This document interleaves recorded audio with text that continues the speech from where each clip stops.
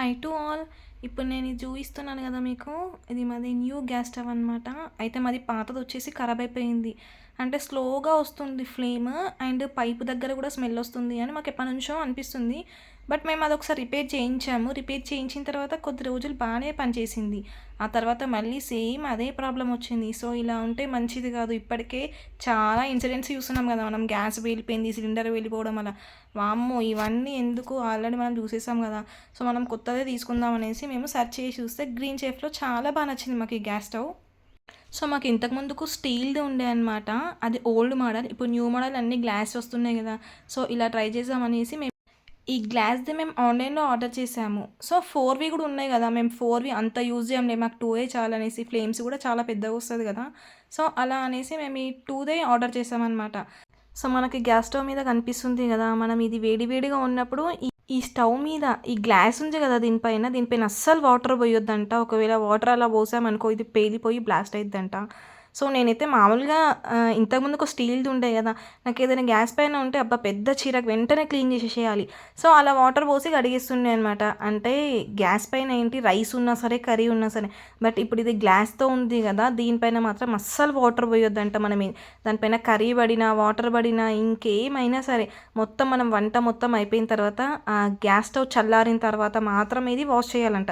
నాకు ముందే ఇన్స్ట్రక్షన్స్ ఇచ్చిందనమాట మా హస్బెండ్. ఇది తీసుకున్న తర్వాత ఎప్పుడు పడితే అప్పుడు వాటర్ పోయొద్దు అసలు. మనము అంతా నీ వంట అంతా అయిపోయిన తర్వాతనే అది చల్లయిన తర్వాత నువ్వు క్లీన్ చేసుకోవాలి అని. నాకైతే భయం వేసింది, అమ్మో ఎట్లా అలవాటు అయిపోద్దో ఏమో అని. సో కొత్తది తీసుకున్నాం కాబట్టి మేము ఈరోజే ఓపెన్ చేస్తున్నాం. సో దానికి అన్ని బొట్లు పెట్టేసాం. ఎంతైనా న్యూ తీసుకున్నప్పుడు మనకు అదొకటి ఇలా బొట్టు పెట్టేసి మంచిగా ఓపెన్ చేయాలని.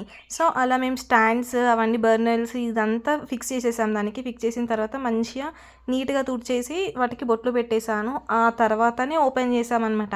ఎందుకంటే ఏదైనా ఫ్రిడ్జ్ అయినా టీవీ అయినా ఇట్లా గ్యాస్ స్టవ్ ఇట్లాంటివి ఏమైనా కొత్తగా ఉన్నప్పుడు వాటికి ఫస్ట్ మనం బొట్టు పెట్టి మంచిగా దండం పెట్టుకొని తర్వాత ఓపెన్ చేయాలి కదా.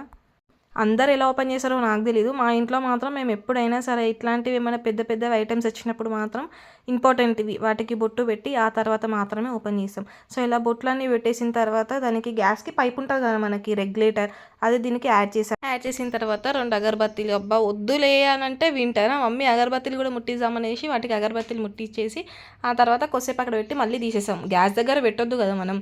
సో అవన్నీ తీసేసి పక్కకు పెట్టేసాం అనమాట. చూడండి ఇప్పుడు మాది న్యూ గ్యాస్ స్టవ్ ఎంత బాగుందో. సో ఇది యూజ్ చేసేటప్పుడు చూడాలి నాకు ఎలా యూజ్ చేస్తాను. ఎందుకంటే కొంచెం కష్టమే కదా, ఆల్రెడీ పాతది ఎట్లా పడితే అట్లనే వాడేసినాం. బట్ ఇది కొత్తది అండ్ గ్లాస్తో వేసింది కాబట్టి చాలా జాగ్రత్తగా యూజ్ చేయాలి. సో ఎట్లా మెయింటైన్ చేసానో చూడాలి నేనైతే.